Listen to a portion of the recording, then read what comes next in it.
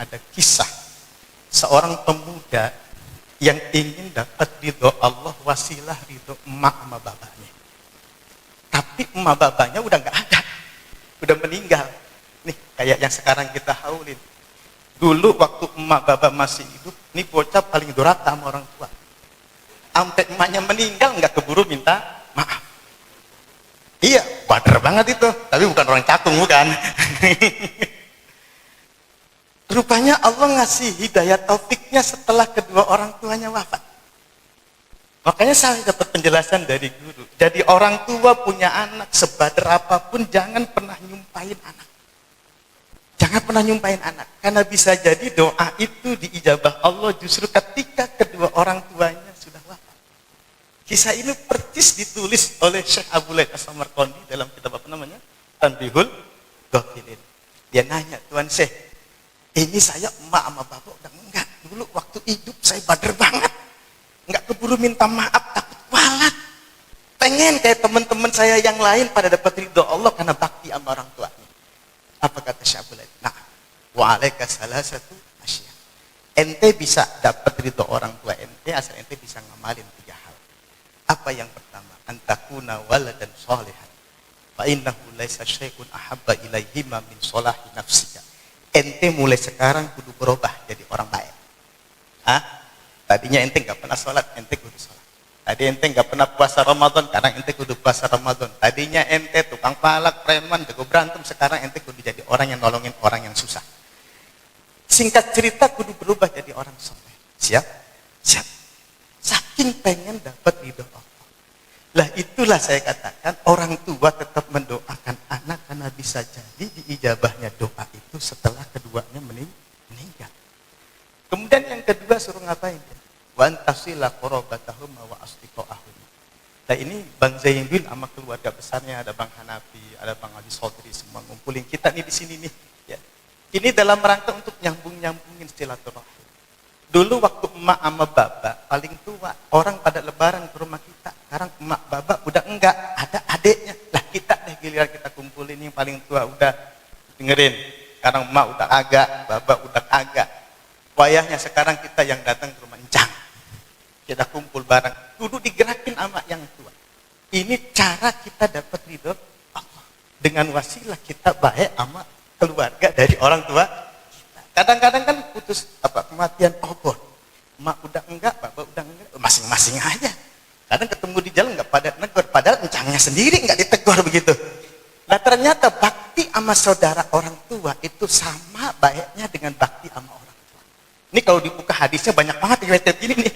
Bakti sama saudara orang tua itu sama levelnya dengan bakti kita sama kedua orang tua kita.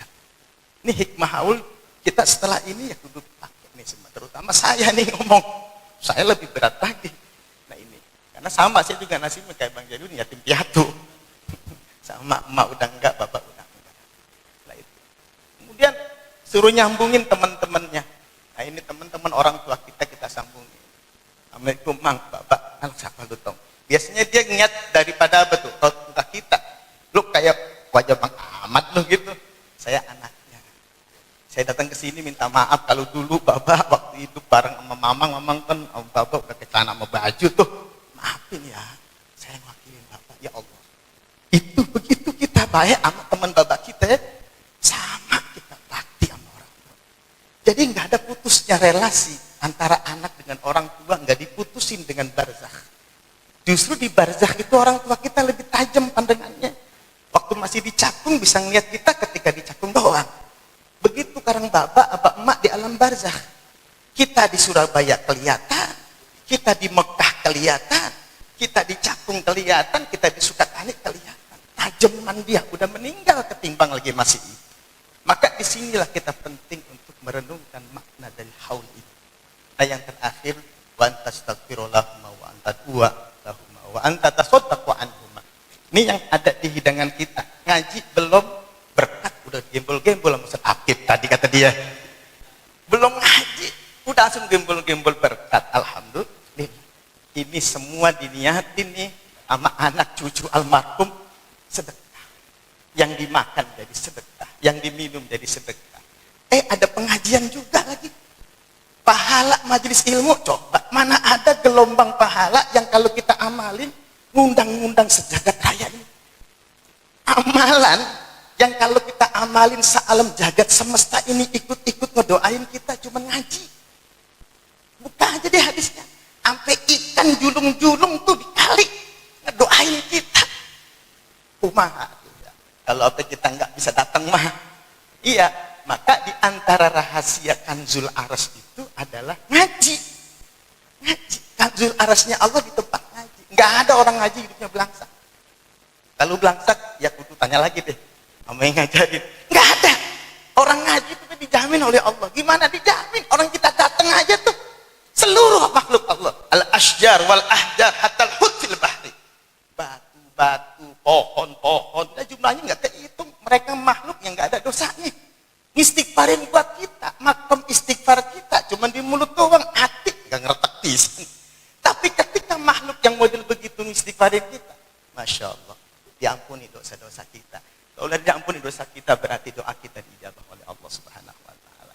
Ini sekedar pengeling-elingaken pun, dari wong Banten pun semua nubilah. Insya Allah mudah-mudahan barokah. Maafin saya, Akhdin, saya minta dimaafin. Subhanakallahumma bihamdika asyhadu an la ilaha illa anta astaghfiruka wa atubu ilaik. Wallahul muwaffiq ila aqwamit thoriq. Assalamualaikum warahmatullahi wabarakatuh.